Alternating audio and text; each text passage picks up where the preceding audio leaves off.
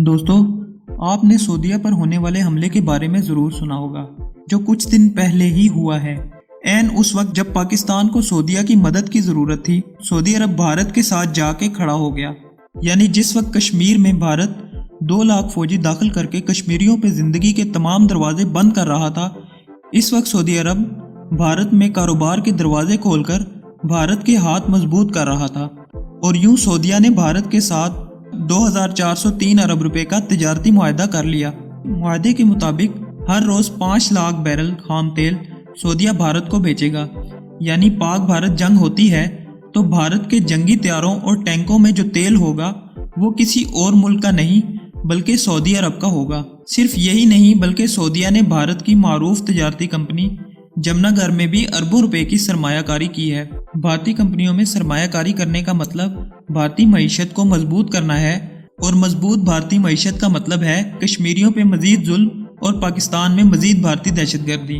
अब जिस Saudi oil company आर्मको के जरिए सऊदी अरब ने भारत के साथ मुआहदा किया था, इसी ऑयल कंपनी पे 2 ड्रोन हमले हुए। ये अल्लाह की तरफ से आले सऊद के लिए एक खामोश पैगाम है कि कलमे पे बने मुल्क पाकिस्तान को जब सऊदीया के सहारे की ज़रूरत थी, इस वक्त आले सऊद ज़मीन पर शिर्क के सबसे बड़े मरकज़ हिंदुस्तान के साथ मिल गए। ये अल्लाह की तरफ से पैगाम है, जिस तेल की कंपनी के सहारे तुमने पाकिस्तान के खिलाफ भारत की मदद की है, इसे तबाह करने में अल्लाह को 2 सेकंड भी नहीं लगे।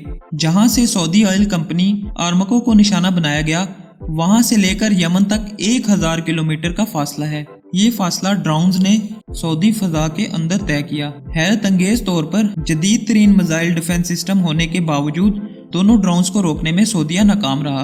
और यही आले सऊद के लिए कुदरत का पैगाम भी है कि अगर तुम मुसलमान मुल्कों के साथ इसी तरह जुल्म करते रहे तो जदीद तरीन अमरीकी असला भी तुम्हें नहीं बचाएगा। वैसे ज़रूरत पड़ने पे अमरीका इस मिसाइल डिफेंस सिस्टम को खुद भी नकारा बना सकता है। कश्मीर पे सऊदी हुक्मरान चुप हैं, फ़लस्तीन पे भी चुप हैं, शाम के बाजारों को सऊदी हुक्मरानों ने खंडरात में तब्दील कर दिया है। सद्दाम हुसैन आले सऊद के हाकिमों के सामने फांसी लगा, ये चुप रहे। मोहम्मद अल मरसी को यहूदी औरत के बेटे अल सीसी ने इनके सामने कत्ल किया, ये चुप रहे। लीबिया के मुअम्मर कज़ाफ़ी को इनके सामने अमेरिका ने कत्ल करवाया, ये चुप रहे।